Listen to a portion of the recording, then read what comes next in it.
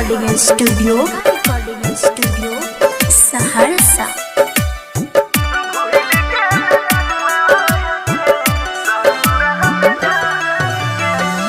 भूल गेल जान गे ससुर हम जाई के,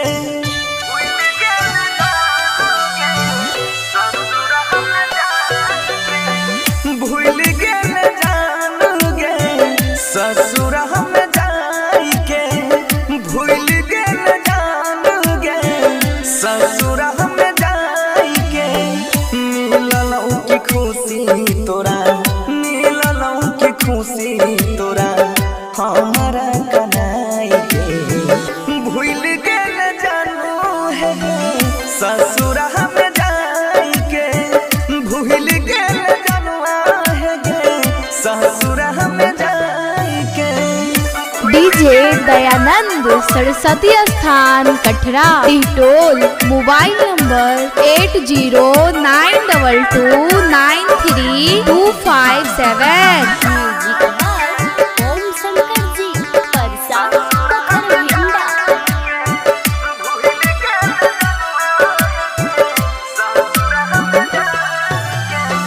तोड़ल यार मान गे छिनल मुस्कान गे, कैसे शुक्रिया हम करियो तोहर जान गे।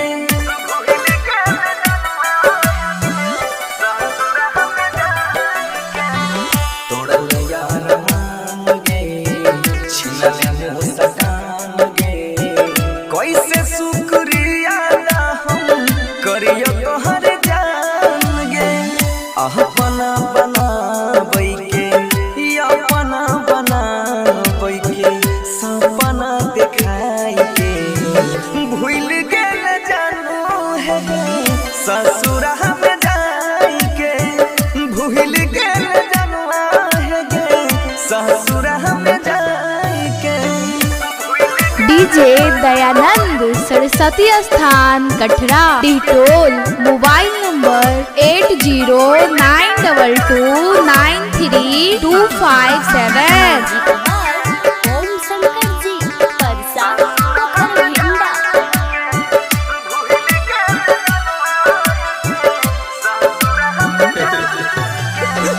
देखत कदीर गे हाथ के लकीर गे, सहचा भेल मुहे जे कहलकौ फकीर गे।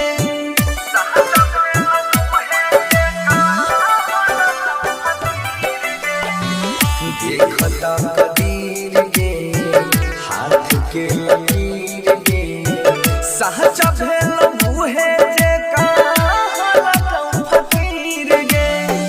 छोड़ी मिथले सावा के, छोड़ी रखे सावा के बनसी भीर जाई के।